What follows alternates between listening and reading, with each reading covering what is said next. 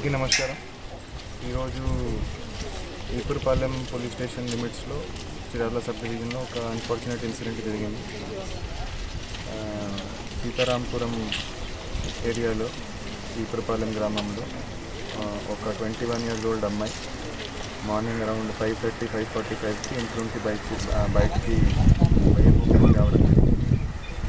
So చాలాసేపు return రాకపోతే ఇంట్లో వాళ్ళకి కొంత అనుమానం వచ్చింది. వాళ్ళు వచ్చి వెతికితే వాళ్ళకి అమ్మాయి బాడీ ఇంటి దగ్గరే దొరికింది, రైల్వే లైన్ పక్కన.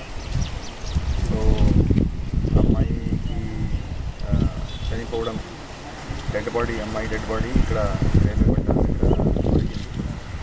సో దాని మీద కేసు నమోదు చేసి ఈపురపాలెం పోలీస్ స్టేషన్లో మర్డర్ అండ్ రేప్ కేసు నమోదు చేసి దానికి ఇన్వెస్టిగేషన్ స్టార్ట్ చేయడం జరిగింది. ఇక్కడ సీన్ ఆఫ్ క్రైమ్ అంతా విజిట్ చేసాము. సీన్ ఆఫ్ క్రైమ్ దగ్గర అమ్మాయి చెప్పలు, ఒక వాటర్ బాటిల్, అమ్మాయి బట్టలు దొరికాయి. సో ఇన్వెస్టిగేషన్ సైంటిఫిక్ లైన్స్ మీద అన్ని కోణాల నుంచి అన్ని ఇన్వెస్టిగేషన్ చేయడం జరుగుతూ ఉంది. సో దానికి 5 teams ఏర్పాటు చేయడం జరిగింది.